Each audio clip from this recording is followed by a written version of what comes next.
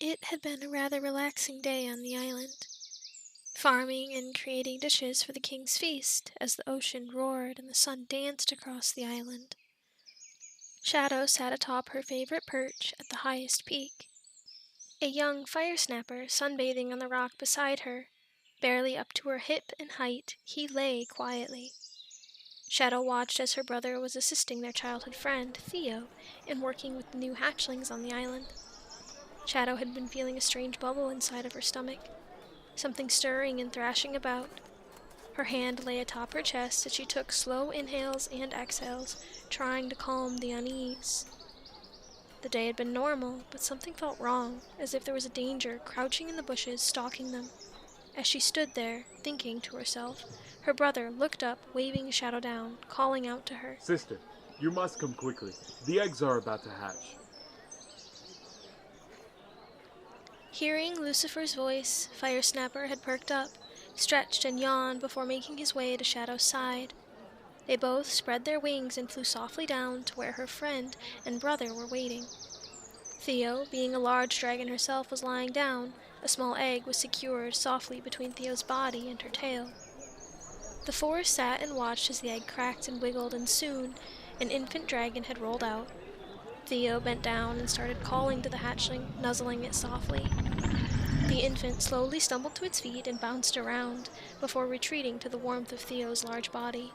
The island was buzzing at the sight of a new baby, and it always was a large celebration.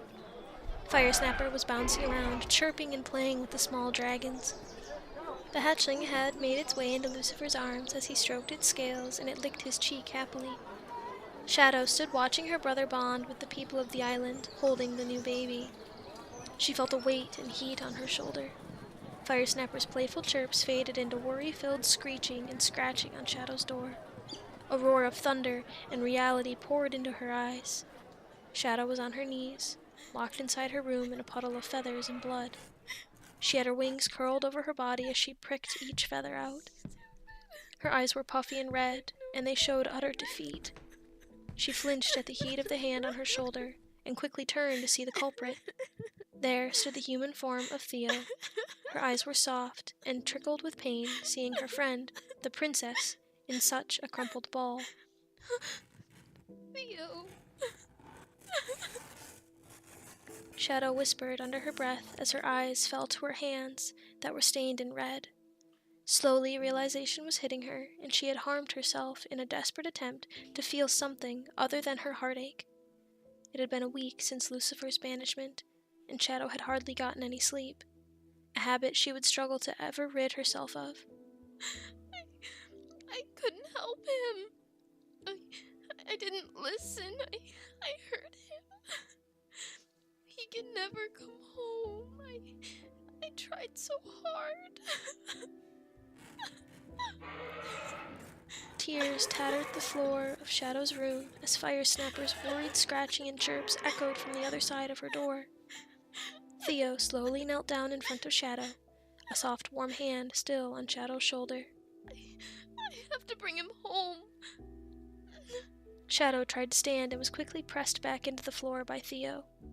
She winced but obeyed her friend's silent order. Theo's free hand placed itself on Shadow's chest as their eyes connected. Theo took a deep breath with a soft smile, and Shadow repeated a shaky inhale. Eventually, a steady supply of oxygen made its way into Shadow's lungs, and her body relaxed. Theo stood and gently took Shadow's hand, encouraging her to stand on her weak legs. Guiding the frail princess to her bed, Theo lifted the sheets and Shadow sat on the edge. Theo made a motion to walk away from Shadow, but quickly her arm was caught. Theo turned, and in Shadow's eyes was a pleading look. No, don't go. Don't go. Shadow whimpered, and Theo knelt in front of her, smiling and squeezing Shadow's hand softly. Standing once again, Theo made her way to the door and opened it as Fire Snapper practically burst into the room, bounding up to his companion. He sat in front of Shadow, nuzzling and rubbing his face into her cheek and chest, trying desperately to get as close as he could to her aching heart. He lapped up Shadow's tears and purred, resting his head in her lap.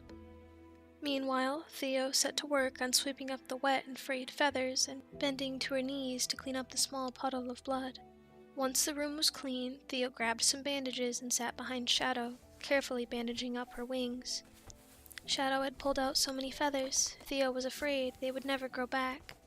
Some of them were even burned and purposely bent, all of which Shadow could feel with great sensitivity. They're not going to grow back, are they? Shadow asked through the silence as Theo paused from bandaging her friend. A heavy sigh filled the room as Theo continued her work. I don't want them to. This made Theo pause for longer and look up at the back of Shadow's head. She knew as well as anyone with the ability to fly how freeing it felt. How it was a longing inside your chest and an itch that you had to scratch. She knew that losing it would cause great suffering inside. I don't want to be able to fly anymore. I don't want to be here anymore. Shadow's voice began to crack as she bit back more tears. I want my brother home. I don't deserve all these gifts that Father has given me. I don't deserve this kingdom, the island, you. I lied to Father, Theo. I hurt him. I know better. Lucifer knows better. Theo sat there silently and finished bandaging Shadow's wings. Once done, she got up and knelt next to Shadow and signed to her weeping friend. But I don't want to be a princess anymore. A pause came as Theo continued to communicate with Shadow. I couldn't get to the throne room fast enough. These wings are useless. In Shadow's hand was a feather that she had been holding on to. As she spoke, she made a fist and crushed it. Theo noticed and sighed before standing and brushing hair from Shadow's face. How do you always know what to do? Shadow asked with a begging tone in her voice. I mean, you never mess up. Theo softly chuckled and lifted her shirt to reveal a large scar across her side, then rolled up her sleeve with an intense burn. Shadow watched silently as Theo stepped away a few paces and signed again. I guess the king didn't put you in charge of hatchlings for no reason. You've always had strong maternal instincts.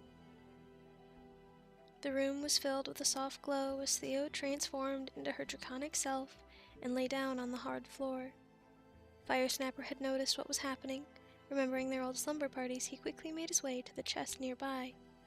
He grabbed his favorite fuzzy blanket and bounced up to Theo. Both dragons looked to the princess, who gave a weak smile and walked over. Shadow sat, leaning against Theo as Firesnapper lay over her lap. She adjusted the blanket, and Theo curled her head around the princess. Shadow gave a soft chuckle and lay on her side, resting her head on the large neck of Theo.